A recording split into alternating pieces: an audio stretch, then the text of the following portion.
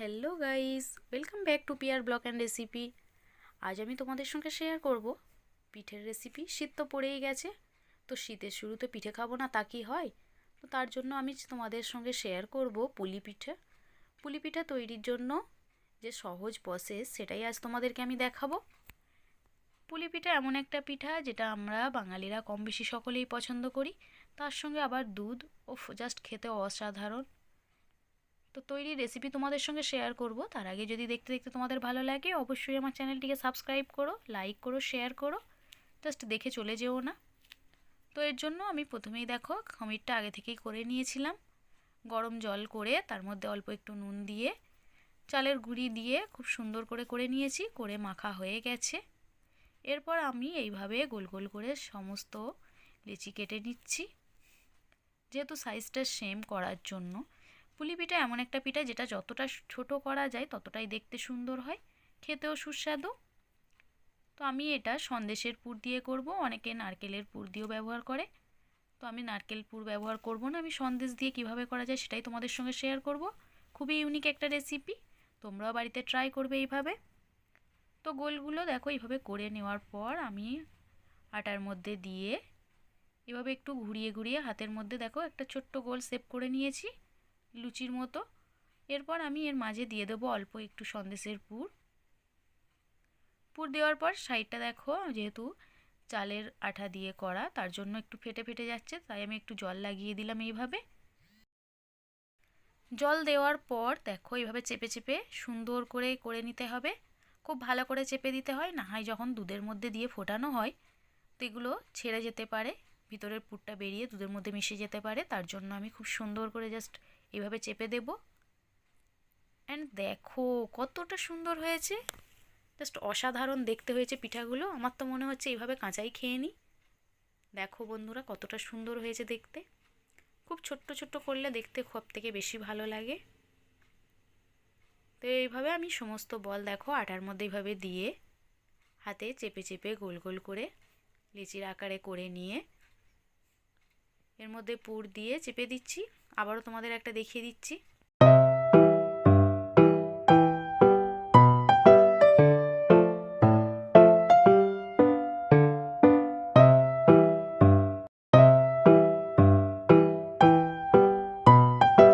খুবই সহজ একটা রেসিপি, করতেও বেশি সময় লাগে না। আর আমাদের তো গুড়ের সিজন চলেই এসেছে, এখন তো গুড় সহজেই পাওয়া যায়। তো গুড় দিয়ে যদি করা হয় জাস্ট যেমন সেন্ট, খেতেও দুর্দান্ত। দেখো দেখতে কতটা সুন্দর হয়েছে, জাস্ট ওয়াও। একবার দেখো। অবশ্যই বন্ধুরা সাবস্ক্রাইব করো আমার চ্যানেলটি এরকম সুন্দর সুন্দর আরও রেসিপি পেতে। তো দেখো সব কটা পিঠে এইভাবে আমি তৈরি করে নিয়েছি। দেখতে ভালো লাগছে না? দেখো কতটা সুন্দর। আর হ্যাঁ, কে কে দুধ পুলি ভালোবাসো অবশ্যই আমাকে কমেন্ট করে জানিও। আমার তো খুবই ফেভারিট একটা রেসিপি। সমস্ত পিঠেগুলো একটা প্লেটের মধ্যে রেখে দেখলে দেখো কতটা সুন্দর লাগছে। চলো এবার কিভাবে দুধটা রেডি করব সেটাই তোমাদের সঙ্গে শেয়ার করব। দেখো 500 ml লিকুইড মিল্ক নিয়েছি আমলের। এরপর ওভেনের মধ্যে একটা হাঁড়ি বসিয়ে দিয়েছি, হাঁড়িটা গরম হলে তার মধ্যে দিয়ে দিচ্ছি দেখো লিকুইড মিল্ক।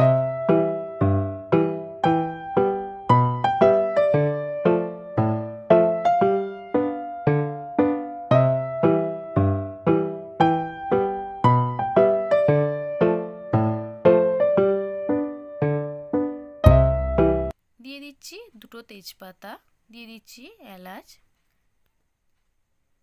এলাচ দিলে ফ্লেভারটা সুন্দর হয়, খেতেও সুস্বাদু হয়। আমি এখানে দুটো এলাচ ব্যবহার করেছি, বেশি দিলে চড়া গন্ধ হয়ে যায়। দেখো দুধটা এতক্ষণ সাদাই ছিল, এরপর আমি এর মধ্যে অ্যাড করে দিচ্ছি লিকুইড গুড়। দেখো গুড় দিলে জাস্ট খেতেও যেমন সুন্দর হয়, দেখতেও দুর্দান্ত হয়েছে, কালারটা চেঞ্জ হয়ে যায়। আর অ্যাড করে দিলাম 1 কাপ চিনি। এটা অপশনাল, তোমরা চাইলে শুধু গুড় দিয়েও করতে পারো। আমি অল্প একটু চিনি অ্যাড করলাম।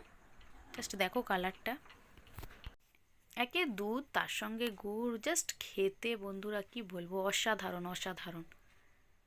খুবই সুন্দর একটা ইউনিক রেসিপি। দেখো কালারটা কতটা সুন্দর হয়ে গেছে। এরপর আমি 1 কাপ চিনিও ব্যবহার করেছি। মিষ্টিটা যেহেতু আমার কম লাগছিল তাই তোমরা শুধু গুড় দিয়েও করতে পারো। দেখো দুধটা গরম হয়ে গেলে যখন ফুটে উঠবে তখন এর মধ্যে আমি দিয়ে দিচ্ছি আগে থেকে যে পুলি পিঠেগুলো রেডি করে রেখেছিলাম সেগুলো।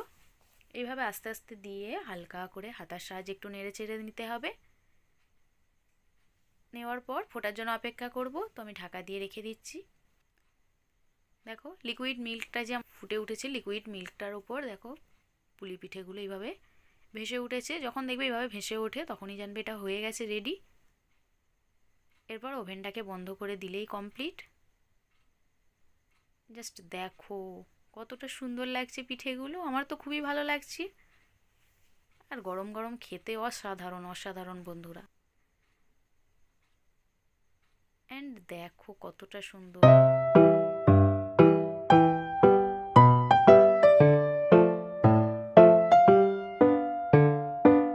সুন্দর হয়েছে, খেতেও দুর্দান্ত। তোমরা একবার হলো বাড়িতে ট্রাই করবে।